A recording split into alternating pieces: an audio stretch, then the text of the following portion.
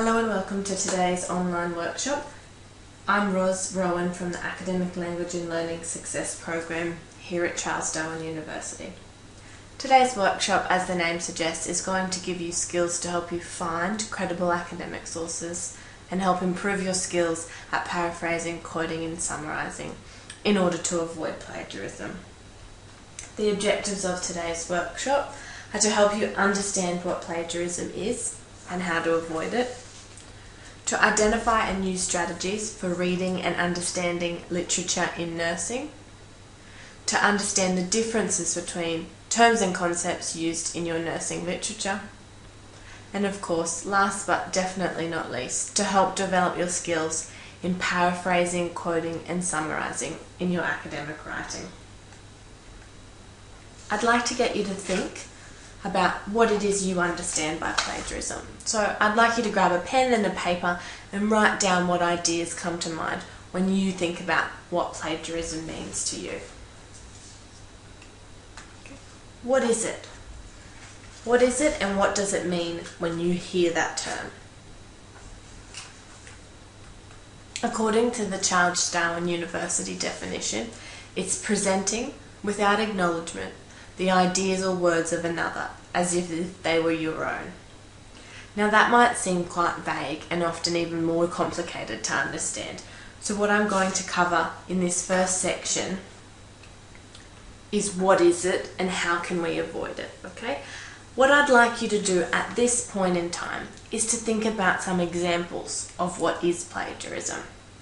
Try and write down at least 3, there's definitely more than that, to try and get you thinking about the different types of plagiarism and the different forms that it takes.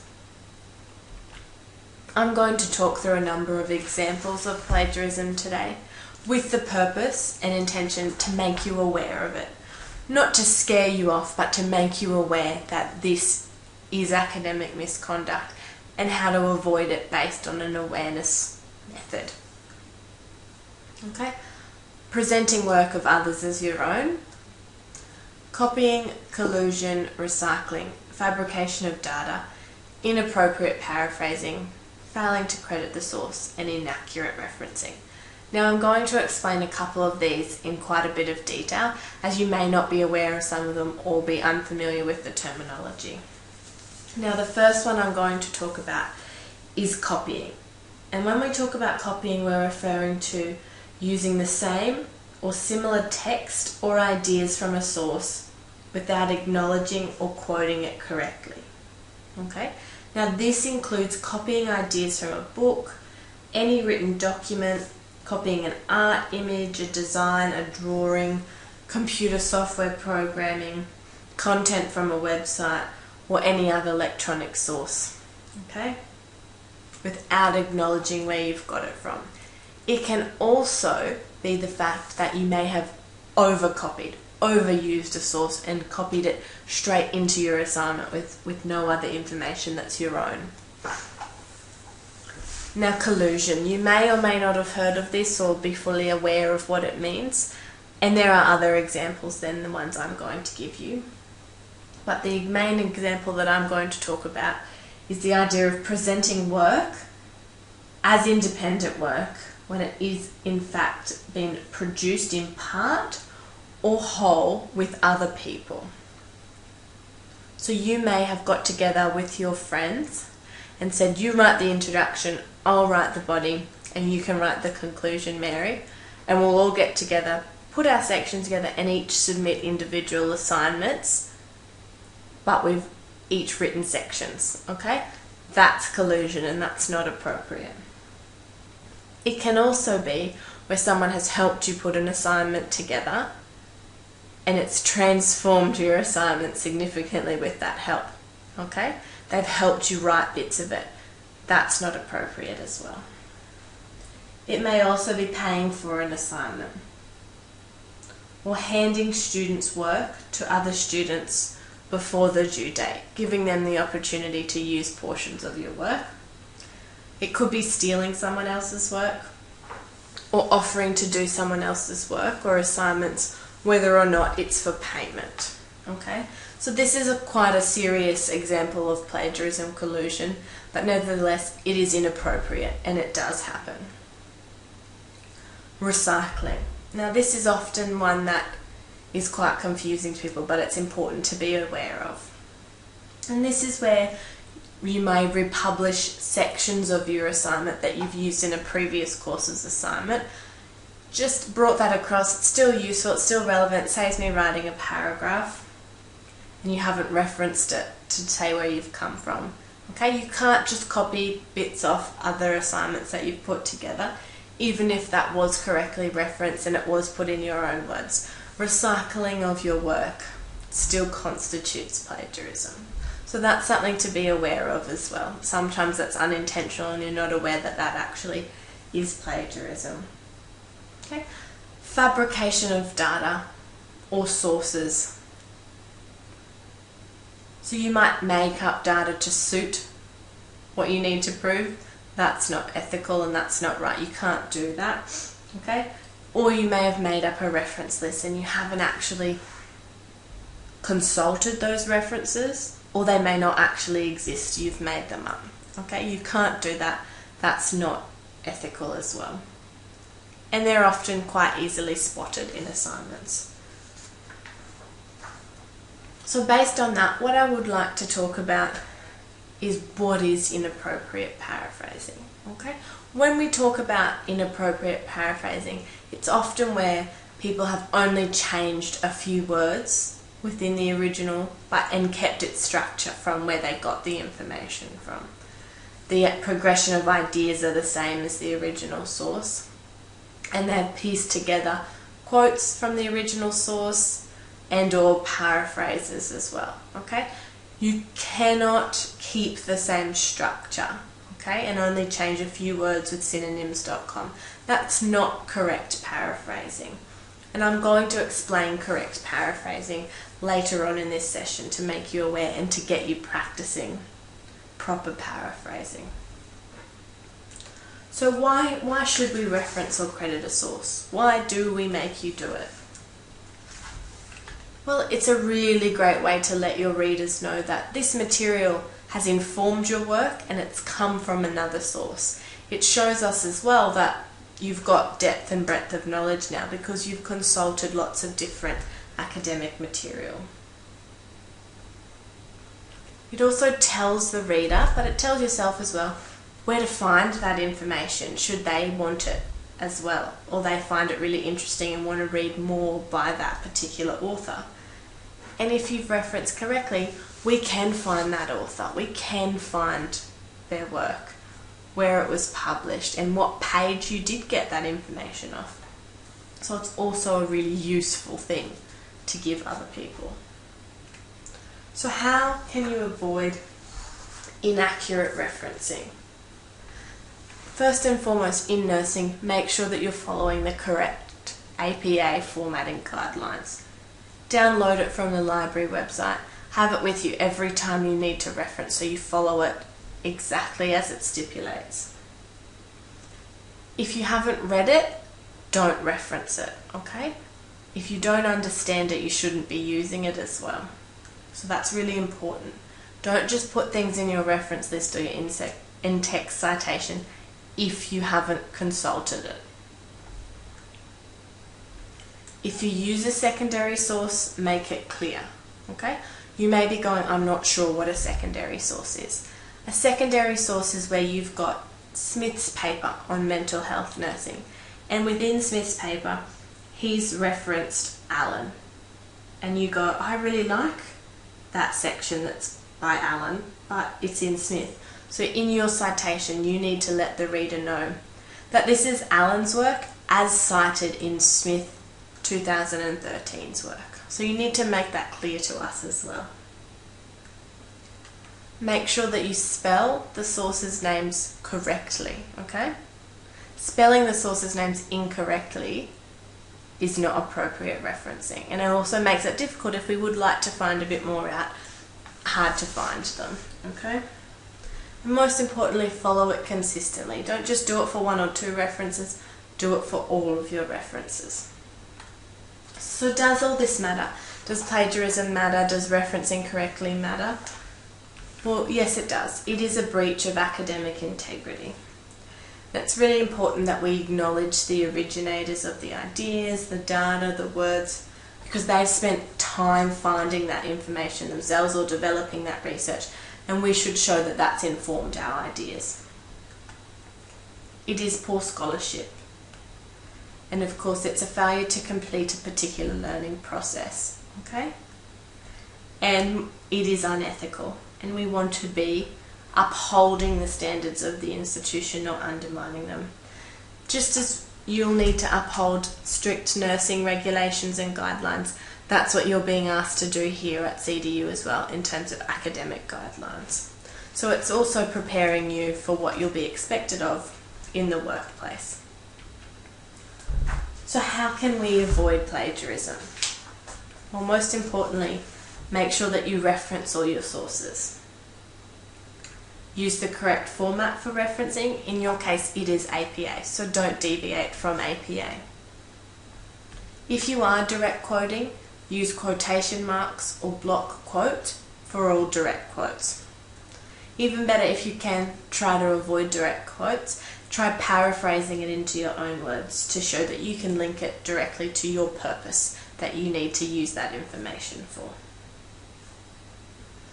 If you are using direct quotes, try and integrate them into your writing to make it link to your topic, make it fit your topic. Even better, if you can put it in your own words and then reference it as a paraphrase, that will help you as well. Now, when you do paraphrase, don't just change a few words, okay? Rewrite it, change the structure, make the structure fit the purpose you need it for, the explanation you're trying to give, and then make sure you reference it. Try summarizing the information, putting it in your own words relevant to your purpose, and of course, reference it. So my biggest tip for you is to try to avoid too much direct quoting, okay? Give yourself the goal when you go to write an assignment of using no more than one direct quote. Try and set out to show the reader, show your marker that you understand the task and the content by being able to paraphrase it, put it in your own words, and link it to your topic. So try and set yourself that goal. I'm now going to go on to talk about what quoting is, how we quote, and some examples of quoting. Now, when we talk about quoting, we are talking about an exact reproduction from the original source. It's often a brief extract of text, and we differentiate between short quotes and long quotes, okay? If it's a short quote up to 40 words, we can use direct quotes. Over that, we must indent it to show that it's a longer quote. We indent it for APA and then single line spacing, okay? So we can show it's different to the rest of the text in our assignments. We always acknowledge the original source, so the author, and give the page number we've got that information from. So how do you quote? Well, like I've been saying, try and use it only when absolutely necessary, okay?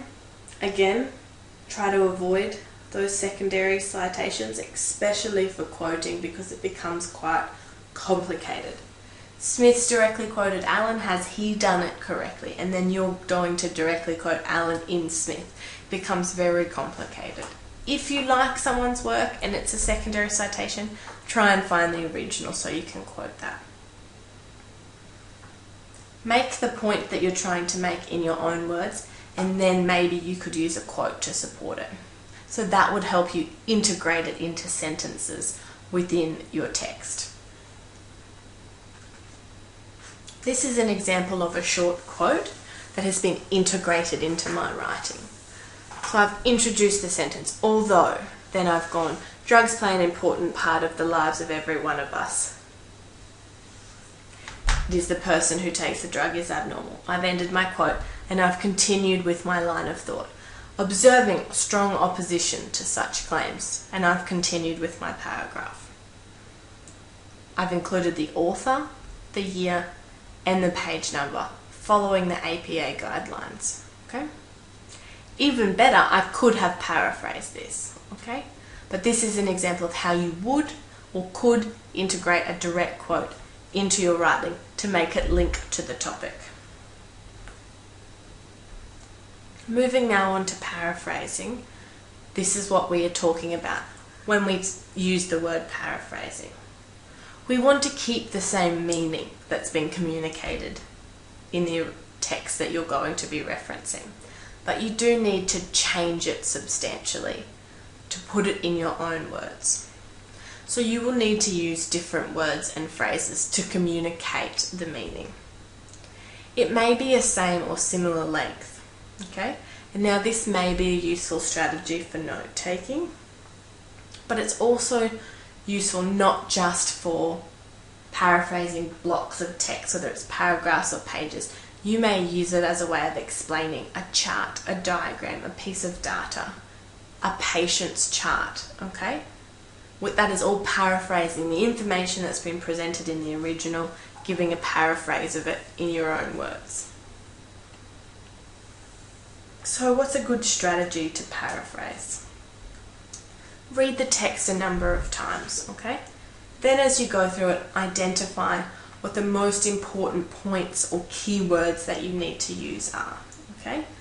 Then rewrite it in your own words. You may need to rewrite it 2 or 3 or 4 times, but rewrite it. Then when you're happy with your paraphrase, check your meaning against the original meaning. Do they both mean the same things? Okay? So you don't want to change the meaning, but we want to change the structure, okay? And the explanation is going to be fit for your purpose. What do you need to explain this for? So you will need to use different words to the author, okay? But if in highlighting the main points and keywords, there's a particular specific terminology that you need to keep, put that in quotation marks, okay? You will need to change the sentence structure and the types of words you use. You may in fact need to change the tense to suit your purpose, okay? And that is good paraphrasing, linking it to your purpose. So when should you paraphrase? You may need to paraphrase whole paragraphs. It might be 1 or 2 or 3 or 4 paragraphs. And you might need to condense that into your own 1 paragraph, okay? When you need to rewrite ideas without changing the meaning or express ideas in your own words. This is an effective strategy for helping you to understand the meaning of terms. Something that you can use outside of the purpose of writing an assignment, for example. It can be an effective note-taking strategy as well. But you also use paraphrasing to provide evidence in your writing, to explain what you're trying to prove. Now this is an example. Again, from the same author, I use my direct quote. Okay, this is from 3 paragraphs that I really needed to paraphrase for my assignment into 1. Okay, here I have had to use some of the terms from the original, and I've let the reader know that drug taking and junkies have come from gossip. Okay, and I needed that to communicate my meaning. The structure has significantly changed. In order for me to put it into 1 paragraph, I've needed to change the structure, and I've also had to change the tense because I know that I need to write about it for my purpose, not for what gossip was explaining it in relation to. What I'd like you to do at this point in time is stop listening to my voice, okay? Stop the recording. I want you to practice what we've just talked about in relation to paraphrasing. So try and pick one of your nursing 219 readings from weeks 1 to 3.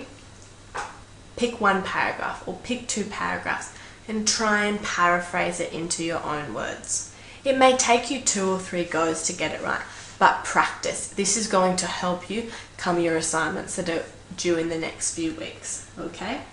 So stop it, practice it, come back, and then we're going to move on to summarizing.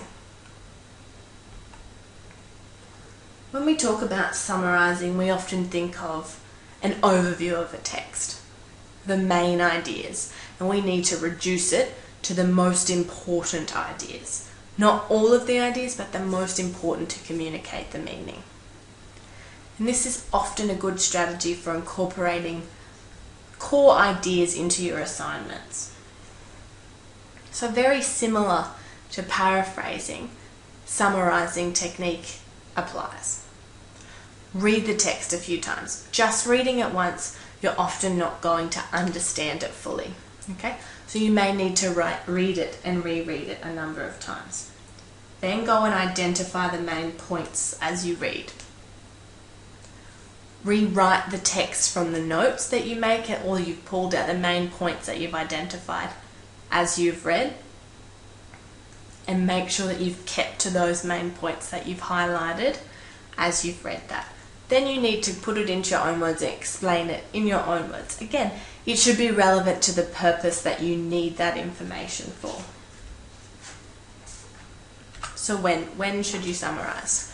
Well, often you're summarizing longer chapters or multiple paragraphs or pages of a reading, and you need to outline the main points. You want to include the author's ideas, but using less words. You might need to give examples of different views or different authors' perspectives, and you need to summarize those perspectives. It's useful because that's how you're going to support your claims, by bringing in other authors' perspectives and claims as well. This is an example of summarizing. Now here I've summarized about 3 to 4 paragraphs into one. I didn't need everything that the author was talking about in terms of the origins of drug use. I just needed the core ideas to communicate my meaning for my purpose. And I've been able to still retain the meaning that Gossett was communicating, but make it relevant to what I needed to explain, and condense the information into one nicely structured, well-written paragraph that has a clear topic sentence as well. So again, I'd like you to stick with the same reading, or pick a new reading, or just pick a larger section from that reading, and not just practice paraphrasing, but practice summarizing. Can you then summarize some more of that information that you've got? That's your challenge, okay? Just to recap, I'd like you to make sure that you're aware of what does and doesn't need to be referenced. Okay, so think about yes or no, should I reference these, to make sure that you do understand correct referencing so you can avoid plagiarism. Should you reference a direct quote? Yes, yes you should. And yes, you should also reference paraphrases and summaries. What about tables, figures, graphs, diagrams and images obtained somewhere? I hope you're all nodding your head at me through the screen going, yes Roz, yes I'll be referencing these. Okay? Information from lectures and personal communication. Yes. If you are going to be using someone else's information, you must acknowledge where you've got it from. If you've conducted your own survey, your own research, no, you don't have to reference that. But if you've got information in that from somewhere else, you do need to acknowledge that. General knowledge, Tony Abbott is the Prime Minister of Australia. No, we don't need to reference that. But if there's larger, more intricate details that you're putting in there, where he lives, his biographical information, where he's grown up, what he studies, things like that, or you've conducted an interview with him that's not general information, then you would need to reference those more intricate details, okay? If in doubt, consult your referencing guide, or consult someone who can push you on the right track to avoid it. I now want you to read this task that I've set on the screen and stop the video and complete the task before you come back and listen to the rest of the recording. your task. What I would like you to do is we're setting out to examine your ability to reference scholarly articles correctly. So go and get the APA referencing guide. You've got your summary of a passage in the article. Try and do another one, okay? And in your summary, try and include a referenced example of the following. A direct quotation. Can you paraphrase the author's argument? Can you give an indirect reference? Test yourself. I've got you to do a basic paraphrase and a summarize. Now I'd like you to stop the video, read a bit more of the text and produce another really well referenced paragraph. Then come back and continue with the rest of the recording. We're now moving into the idea of reading and understanding literature for nursing. This image is when we talk about the different levels involved in reading for learning, okay? Now this is adapted from Bloom's, okay? At the very bottom, we've got knowledge. We're often initially reading to gain a knowledge of a particular topic. Once we know about a particular topic, we often are then able to move into understanding that information, understanding that knowledge, that knowing, which then allows us to move into being able to apply that knowledge and our understanding of that knowledge. And that's where we start to do that in our academic writing. We're not just describing things, we need to start to apply them to particular contexts. Then we start to move into the higher levels, where we have analysis. Now, in order to analyze, we must first know, then understand the information, be able to apply it to a particular context, then be able to analyze it in relation to that particular context. We then might need to synthesize all of that information, that application, that analysis, that understanding, and that knowledge for an even more specific context. Okay? That then allows us to give an evaluation.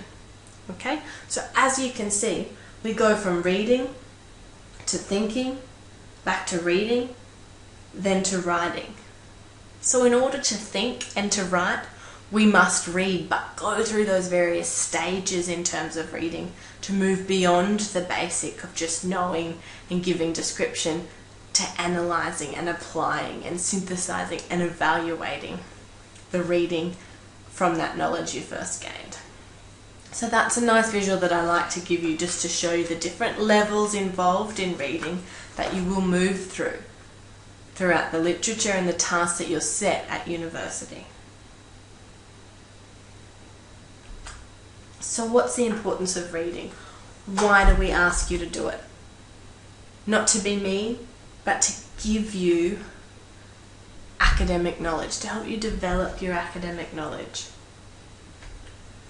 to help you become familiar with recent developments. Being in the field of nursing, this is often quite continual to keep up to date with all those developments in the field. But to deepen your understanding of particular topics as well. Most importantly, to become an independent learner. Okay? To show that you can do this on your own, so you are able to transition into having to do that in a workplace as well. My biggest suggestion is to help you get the most from reading is to give yourself a purpose about why you are reading. What's the purpose for doing this? Is it to obtain a definition? So are you at that knowing stage, trying to obtain some knowledge? Okay. Do you need to trace the development of something, and that's your purpose for setting out to read that information? Or are you trying to check the information for its accuracy? Okay, is that your purpose for that reading? Or are you writing your assignment and you've got a position, you've taken your stance, and you need to support it with some evidence, some literature, and that's your purpose for reading it? Or are you looking to find arguments for or against something? Okay, is that the purpose you're reading? Or are you trying to answer a question? A question that you've set, that's been set for you. Give yourself a purpose no matter what you are reading to help you read. Now, when we talk about critical reading for nursing, have a think about what that might mean to you. Try and jot down some ideas of what you think is meant by critical reading. Think back to that diagram I just showed you about the levels of reading. Okay, it's going to be detailed, focused. You will need to ask questions. You will have to recognize the purpose or the purposes of that reading.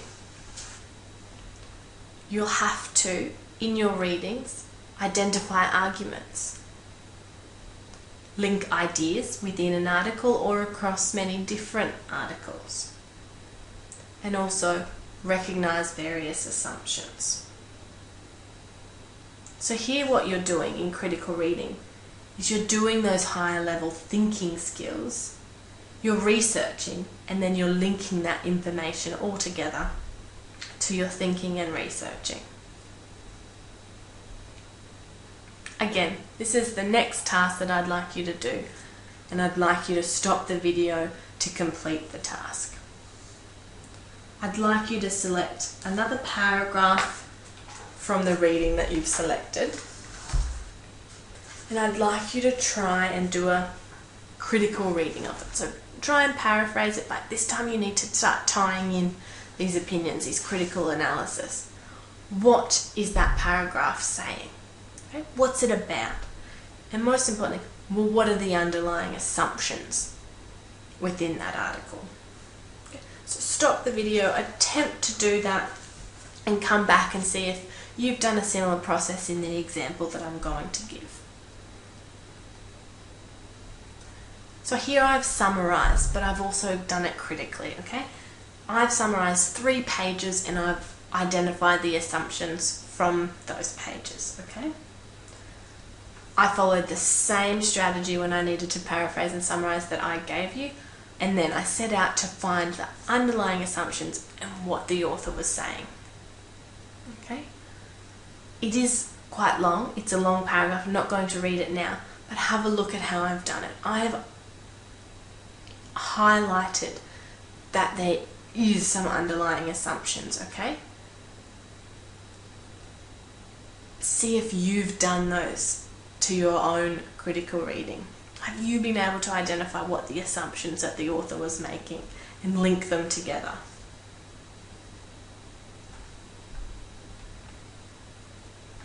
Again, can you then do that for another 2 paragraphs? Okay? This time, give yourself a slightly different purpose. What's being conveyed? Are there any other factors that we should be considering based on what the author's telling us? Okay? Can you write about that? Again, stop the video and try and complete the activity. Try and give up a critical reading summary, okay?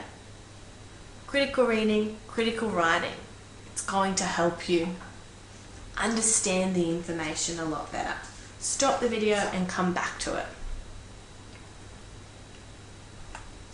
The next section I'm going to move into is overcoming problems with reading. So you might have been doing those activities and going, this is hard, I'm experiencing these difficulties, and I stop and I don't know how to move past them to effectively complete these kind of tasks, and more importantly, effectively complete some assignments that you might be doing, okay? So I'm drawing on strategies to overcome these problems, okay? Common problems is you're struggling to maintain concentration.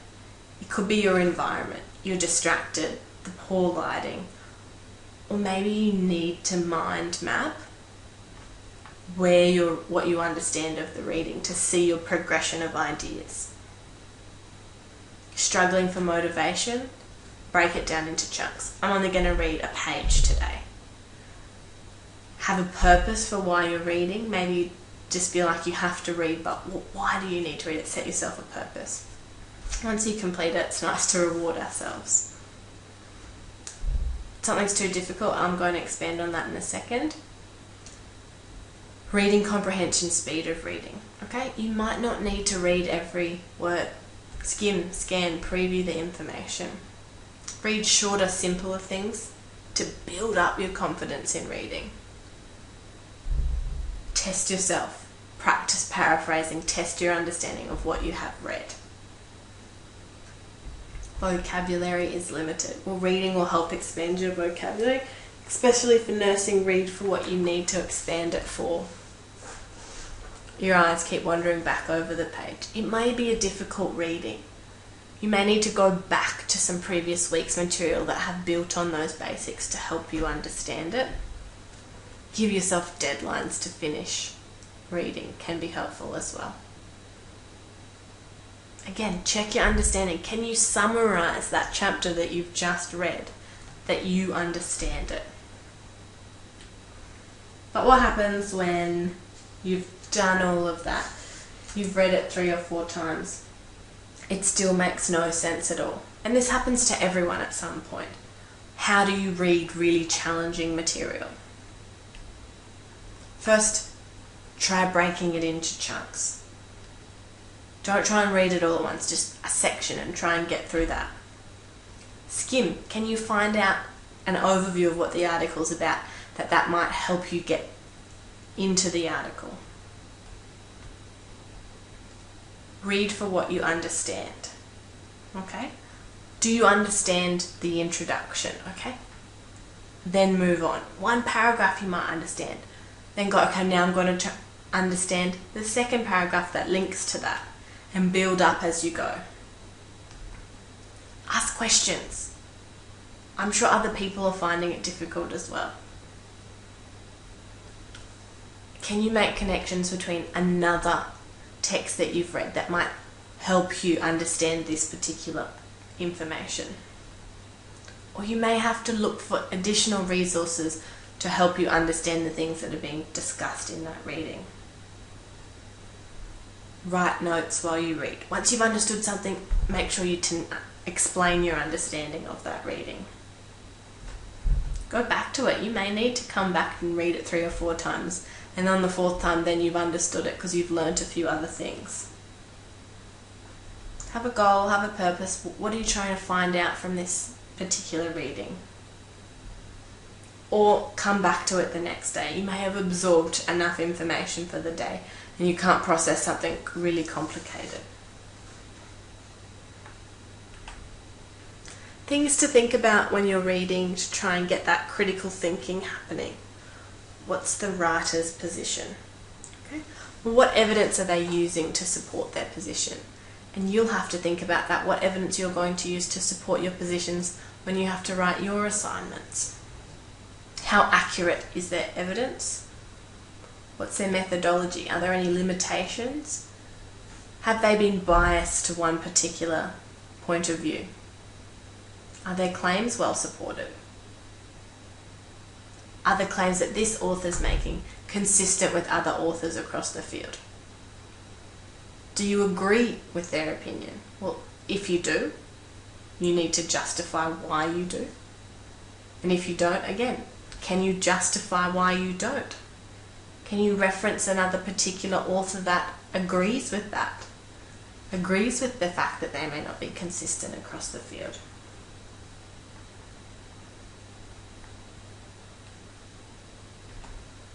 Again, another task that I'd like you to read through, complete it, and then come back to the video. If you want to continue with the same reading or pick a new one, select another couple of paragraphs from the reading. Pick a question from the previous slide that you're going to ask of that reading. Then I'd like you to practice writing and write a critical evaluation based on that question from the reading. Then come back to the video. See if your writing's now moving from less of description and more you thinking about what's really going on and how you can explain these things critically rather than just describing what they're talking about. What you'll have found, hopefully, is that there's a link between reading and writing. So if you can't summarize it in your own words, maybe you actually need to read it again until you do understand it. Good summary, a good paraphrase shows a good understanding. And once you can do this, once you can summarize, once you can paraphrase and link it to your own purpose, you can start to write an assignment and write them well. I'm now moving on to the next section of today's workshop, and that's helping you understand terms and concepts in nursing literature. Okay? Now I want to make you aware that if you are tempted to go on synonyms.com and just swap the words in for what they've said is a synonym, be aware that it's not the best strategy to use.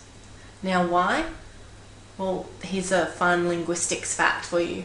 In English, there is no such thing as an exact synonym. And that's where the meaning of one word is exactly the same as the meaning of another. Okay? We have near synonymy, okay? So request and apply. They have elements of the meaning that are similar, but they're not exact. So if I was to use one and substitute it for the other, I'm not retaining the meaning, okay?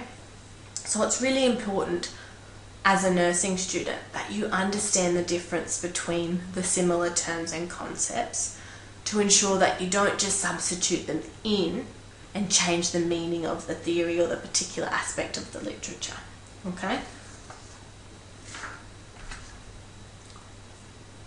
Here are some key terms from the first few weeks of your lecture material, your reading material, your textbook material: therapeutic communication, therapeutic relationship, mental status examination, active listening, permissiveness, reflective listening, group cohesion, informed consent, types of schizophrenia, communication skills, therapeutic milieu, multidisciplinary team, and the list goes on, okay?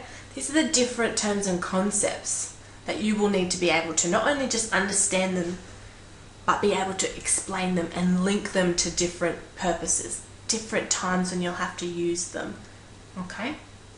Which brings me to a task that I'd like to set for you. Go to that list, select 4 of those terms. Explain the meaning in a 2 to 3 sentence summary of each term in your own words. I don't want you to go to the glossary of the textbook or that chapter of your textbook and just copy their definition. Explain to me, someone who may not know the meaning of those words, how would you explain that to someone? Write a summary of those terms to test your understanding, to test that you can be able to apply those terms to different purposes, different contexts.